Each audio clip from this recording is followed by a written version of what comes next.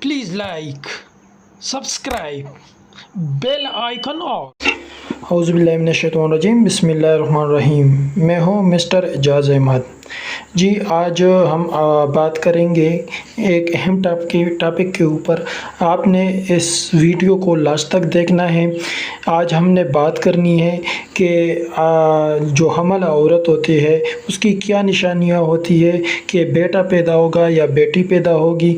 तो हमने आपको निशानियां बतानी है, आप ख़ुद जो है जज कर सकते हैं कि बेटी होगी या बेटा।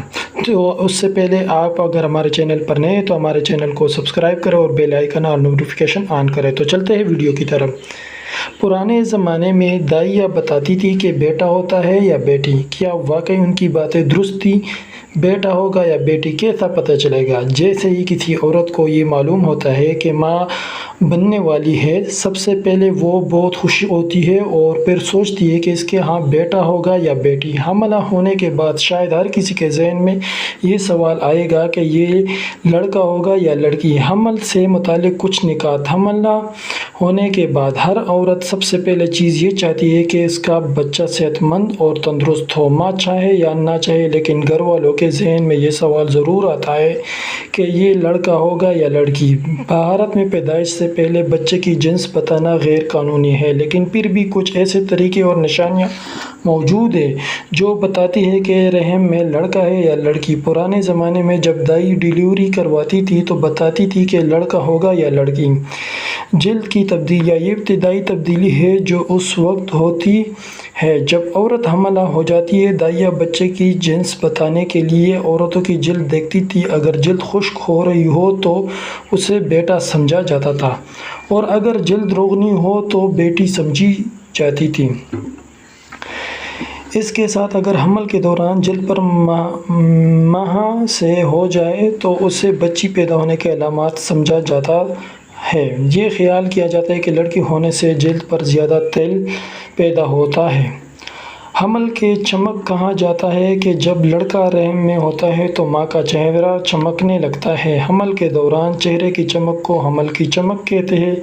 पुराने ज़माने में दाइया सिर्फ उसके चेहरे की चमक देखकर बताती थी कि हमला औरत के यहाँ बेटा होगा या बेटी।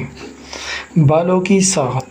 बच्चे की जिन्स जानने के लिए बालों की साख़त भी सबसे आम टेस्ट है। कहा जाता है कि हमल के दौरान अगर माँ के बाल घने हो जाए तो उसका मतलब है कि लड़का होगा। दूसरी तरफ अगर बाल पतले हो जाए और बाल बहुत ज़्यादा गिरने लगे तो समझ ले कि बच्ची की पैदाइश होने वाली है।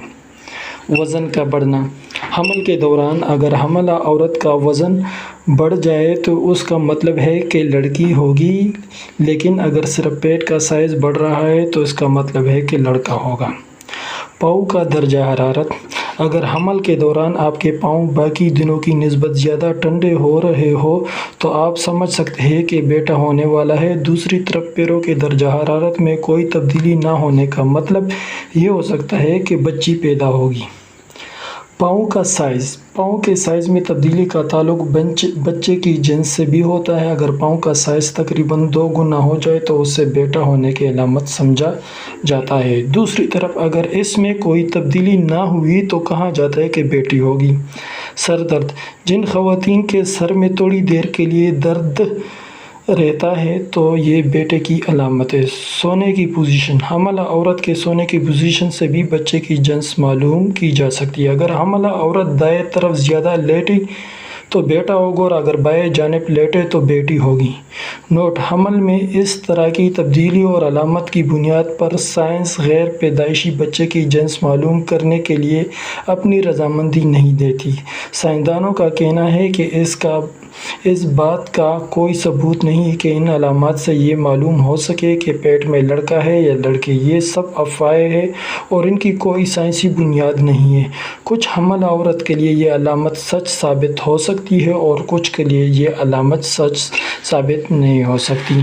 अगर आपको हमारी वीडियो पसंद आई है तो आप हमारे वीडियो को लाइक करें, कमेंट्स करें और शेयर करें। इंशाल्लाह नेक्स्ट वीडियो में दोबारा मुलाकात होगी। वस्सलाम।